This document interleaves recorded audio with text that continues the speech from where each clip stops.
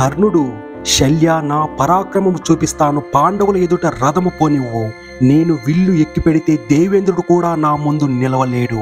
అసలు పాండవ బలం ఏ పాటిదని భీష్ముడు, ద్రోణుడు వారి చేతిలో చచ్చారు. నీవు చూస్తూ ఉండు, నేను అర్జునుడి చిటికెలో సంహరిస్తాను. పాండుకుమారులు ఒక్కుమ్మడిగా నా మీద పడినా నేను జంకక పాండవ సైన్యాలను చీల్చి చెండాడి భీష్మ, ద్రోణులు పోయిన సుయోధనుడికి విజయం చేకూర్చడానికి దివ్యాస్త్ర సంపన్నుడైన కర్ణుడు ఉన్నాడని నిరూపిస్తాను అని పగల్భాలు పలికాడు. కర్ణుడి మాటలకు శల్యుడు నవ్వుకొని, కర్ణ, ఎందుకయ్యా ఈ వెట్ట ప్రబల్భాలు? ఎవరైనా ఉంటే నవ్వగలరు. నీవు ఎప్పటికీ అర్జునుడికి సరిరావు, అది అందరికీ తెలుసు.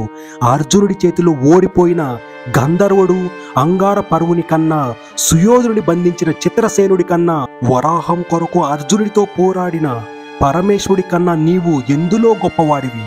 వారిలో ఎవరికీ సరిపోలని నీవు అర్జునుడిని గెలుస్తానని అనుకోవడం నోటి దురదగాక మరేమి కర్ణ? ఉత్తర గోగ్రహణ సమయాన అర్జునుడి చేతిలో మీరు పొందిన భంగపాటు అప్పుడే మరిచావా? లేక అర్జునుడి బాణములు అప్పుడే తుప్పు పట్టాయని అనుకున్నావా? ఇంతకు ముందులా కాకుండా ప్రాణాలకు తెగించి అర్జునుడితో పోరాడుతానని అనుకున్నావు కదా, అదే నిజమవుతుందేమో. ఎందుకంటే అర్జునుడి చేతిలో నువ్వు చచ్చినా నీ మాట నిలబడుతుంది అన్నాడు. శల్యుని మాటలకు కర్ణుడికి కోపము కట్టలు తెంచుకున్నా ఆపుకొని, శల్య, నీవు అర్జునుడిని పొగడమే పనిగా పెట్టుకున్నావు. నేను అర్హునుడితో యుద్ధము చేస్తున్నప్పుడు ఎవరు పరాక్రమవంతులో చూసి అప్పుడు పొగుడు. అప్పటి వరకు నోరు మూసుకొని రథము నడుపు అని అన్నాడు. శల్యుడు నవ్వుకుంటూ రథము తోలుతున్నాడు. కర్ణుడు తన పక్కన ఉన్న సైనికులను చూసి, సైనికులారా, అర్జునుడినే నాకు చూపించండి. అర్జునుడి రథం ఎక్కడుందో చూపిన వారికి నేను కోరిన కానుకలు ఇస్తాను అని కర్ణుడు తన శంఖం పూరించాడు. ఆ మాటలకు శల్యుడు పకపకా నవ్వి, కర్ణ, అర్జునుడిని ఒకరు చూపేదేమిటి? నువ్వే చూడగలవు. నీ వద్ద ధనం ఎక్కువగా ఉంటే దానిని సద్వినియోగపరచాలి గాని ఇలా అపాత్ర దానాలు చేయకూడదు. అయినా కర్ణ, ఎక్కడైనా నక్క సింహాన్ని జయిస్తుందా? అర్జునుడితో స్వయంగా యుద్ధము చేయడము అంటే నీకు నీవే అగ్నిలో ప్రవేశించడమే. అందుకని ఎల్లప్పుడూ నీ సైన్యమును దగ్గర ఉంచుకో. నేను సుయోధనుడికి మిత్రుడను కనుక ఇదంతా నీకు రుచించకున్నా ఇది చెబుతున్నాను. నా మీద కోపగించక నా మాట విను అన్నాడు. కర్ణుడు కోపంతో, శల్య, నేను నీ మాటలకి భయపడను. ఇంద్రుడు అడ్డుపడిన అర్జునుడితో ఒంటరిగా యుద్ధం చేయక వదలను. ముందు రథము పోనివు అన్నాడు. కర్ణుడు ఇంకా ఉడికించాలని శల్యుడు, కర్ణ, నా మాటలు నీ చెవికి ఎక్కువలే. అర్జునుడి గాంధీవం నుంచి జినించే శబ్దం నీ చెవులు బద్దలు కొడుతుండగా గాంధీవం నుండి వర్షంలా వచ్చి పడే బాణములు నీ మీద పడే వరకు నీకు బుద్ధి రాదులే కర్ణ. అర్జునుడితో ద్వంద్వ యుద్ధం అంటే మాటలా? సింహంతో జింకపిల్ల, ఏనుగుతో కుందేలు, పులితో నక్క, గ్రద్దతో పాము యుద్ధం చేయడం లాంటిది.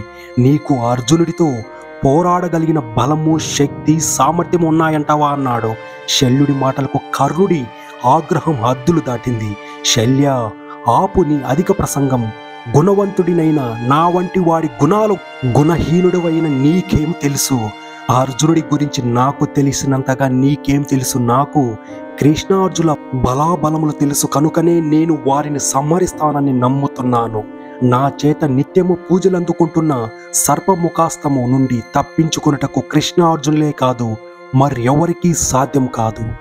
భార్గవాస్త్రంతో చంపుతాను కనుక చేతచావు తథ్యము కృష్ణార్జునులు కలిపి గాంధీవం నన్ను భయపెట్టలేవు.